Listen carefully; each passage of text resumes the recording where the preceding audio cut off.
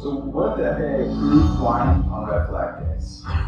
With a 200 square mile radius, this fixed wing vertical axis drone can take off anywhere and detect hotspots the moment they start. By alternating multiple drones, like I said earlier, the drones can be up 24 hours a day. So notice the seamless integration, being able to bring the map, the drone, the data, snap the drone video to the map on the landscape, then use simple JS tools to annotate it and drop points on the hotspots.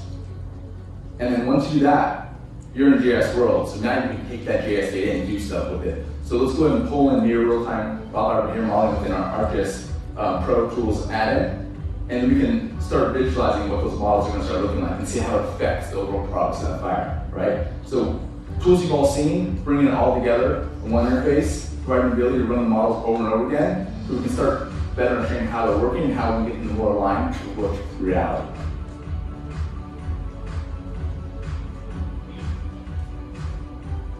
And then also the ability to bring in multiple data sets. You can overlay your favorite data sets on top of it with ease. Pretty neat. So, and then we take the data and we share it in the dashboard, right, quickly. So let's go ahead and do that. We can share it in the dashboard, get it out, share it with mobile devices so everybody can see it. But really, there's really great data. So let's go back and take a look at the actual data. We can look at what are the structures at risk. What's in the path of fire? What kind of analytics can we derive from that? You know, there's 49 structures. We know that there's very high fire intensity, high flame lengths. That's $34 million in structure assets. And then we can learn more about the structures. We can take that data and we can use our automated structure triage tools we have in the entire United States, the entire state of California, and then identify why the structures are at risk and the probability of loss. And so if we need to understand how we use additional resources or less resources, we can use the data to show us that.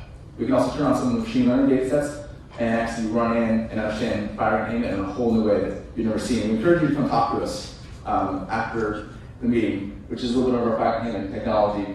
We're kind of the leaders in this space, really great data, and there's kind of a gap in technology. We're hoping that that gap's going to be closing because this data is really insightful. It's been tested on multiple fires and it's been just absolutely incredible. So we encourage you to come talk to us. Thank you very much.